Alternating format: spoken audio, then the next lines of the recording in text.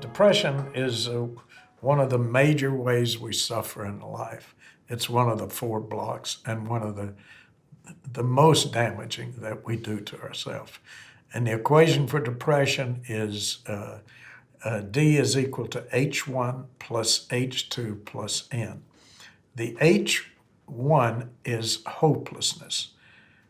I define my situation as hopeless. And H2 is helpless. Not only is my situation hopeless, but I'm helpless to do anything about it.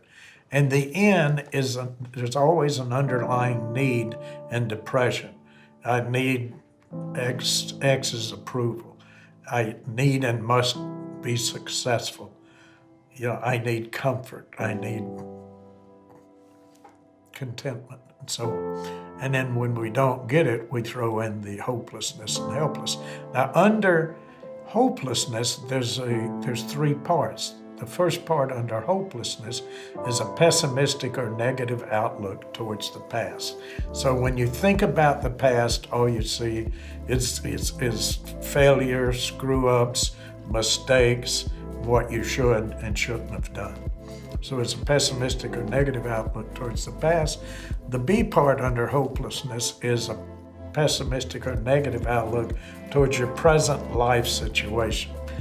The women you love or the guys you love don't really care for you much, right? So you look at your present situation as also pretty miserable. And then the C part is a pessimistic or negative outlook toward the future. So when we project our mind into some never land, some future that doesn't exist, by the way, but we also see only gloom and doom ahead. So that is hopelessness. That's I give up number 1, the first way of giving up. H2 is helplessness. And the A part under helplessness is self-pity. It's like we throw ourselves a pity party, and write out a whole bunch of invitations and forget to mail. Nobody comes to the party. So it's self-pity. The B part is other pity in the plight of others. And it doesn't have to be other people. It could be the rainforest or, the spotted owl or something that's on the extension. So it's other pity. And then the C part under helplessness is self-rejection and self-put down. So that is depression, and we go over it and over it and over it with these 60,000 sentences we say to ourselves every day. 30 to 40,000 is in the area of hopeless, helpless, need, and you just keep going over it. And then how do you think you're going to feel with these 30 or 40,000 sentences going through our head every day?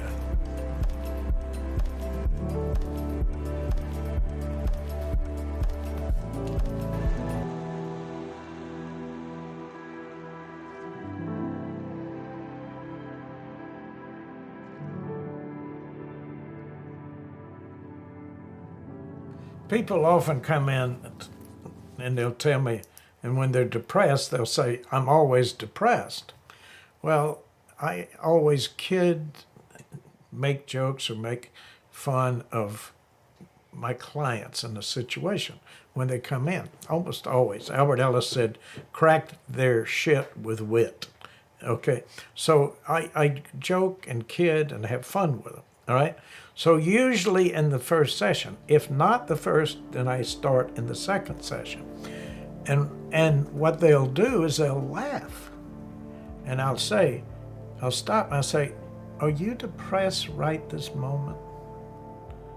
And they'll pause and they'll go, well, no, not this moment. I said, you remember when you first came in, you told me you were always depressed? How can you always be depressed, but you're not depressed in this moment? Maybe we could expand on this moment so that you won't be depressed. And that's one of the ways of disputing and challenging this idea of depression, because they think it's hopeless.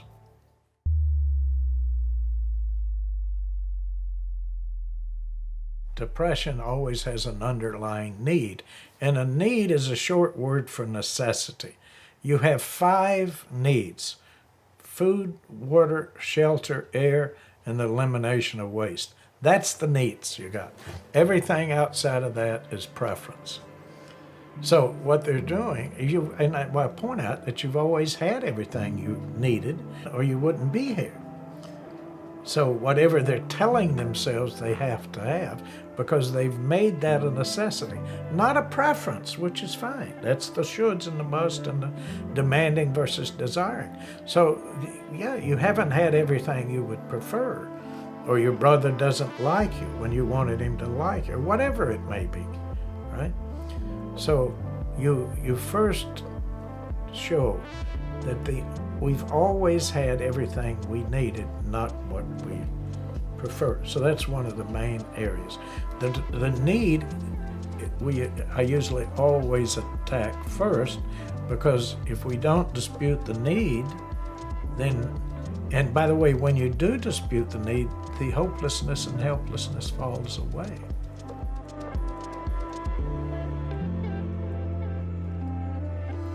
Well, again, they start off with this, they convince themselves that they believe their thoughts. So they convince themselves that what they're thinking, the conceptual thought, is fact and true. They don't question, is it in fact true? I always use 4 questions. Number 1, is it true? And they'll say, oh yeah, this is what it's true, absolutely. I say, absolutely. So the second question, what you're telling yourself is 100% true, not 90, not 95, not 99.9. That what you're saying is 100% fact and absolute truth. Usually they'll start wavering. They'll say, well, maybe 95. I say, okay, all right. So let's just assume for the sake of argument that you're 100% correct. 100%. Okay, third question, third and fourth are very significant. If you keep thinking this all day long, you take these 60,000 sentences, and for 40,000 of them, you keep thinking of this all day long. How do you think you're going to feel today?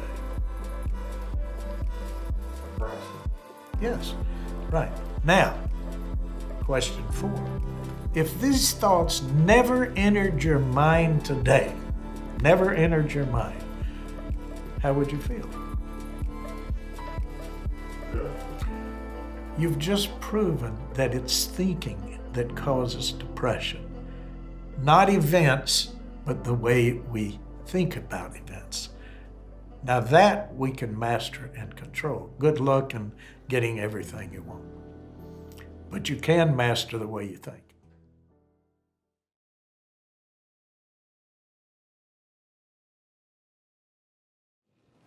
Well, the actual cure of depression would be, again, challenging our conceptual thought, one of the main ways we suffer.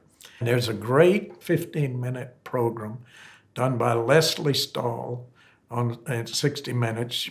Google it, look it up, an excellent program, on the proof that medication does not work in a good 99% of all people on the planet. It has some effect for the severely depressed. Medication at best will help you feel better. It will not help you get better. And what we do, particularly in the United States, where we're the most medicated country on the planet, you don't think about what you're thinking about, what's going through your mind. You run to the cabinet to have a temporary relief of feeling. Well, if you change your belief, you get better. You don't just feel better, you get better. And when you get better, the feeling's going to go along with it. Now, with the medication, there's several areas that are also damaging. And that is, you can get addicted to the medication. Once you take it for a period of time, then the body gets acclimated and So now you got to increase it. I see you once a month, and we'll just keep upping the medication. Now, wait a minute, there's a point here. Okay, now you're getting addicted to the medication, but you got a side effect to this medication. So we'll give you another medication that deals with that side effect. Now that just keeps going. And you can hear some people, I've heard them walking in and the meds are just shaking in the purse. So you got medications, you got not just psychological addiction, I need it, I've got to have it, right? Then you get the physiological addiction, which is the body is craving that and more. And then the side effects, some of the downsides of medication. There are no downsides to changing your belief system except getting better. You drop the belief. There are no side effects. You don't have to take medication, and that's getting better, and that's what we're concerned with.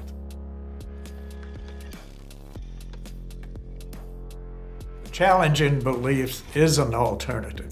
Now, I'm not saying it has to happen totally. If a person comes in and they're very, very depressed, what I'd like to do is work with the physician, and they work with the physician. They gradually reduce the medications as the psychiatrist or whoever that prescribed it, as they get better in terms of challenging their beliefs, they come off the medication. So you do two things.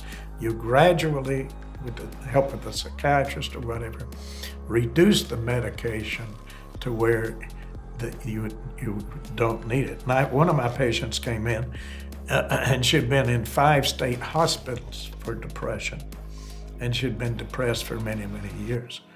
Today, many years later, she's never returned to a state hospital, and she's off all medication, and she's not depressed.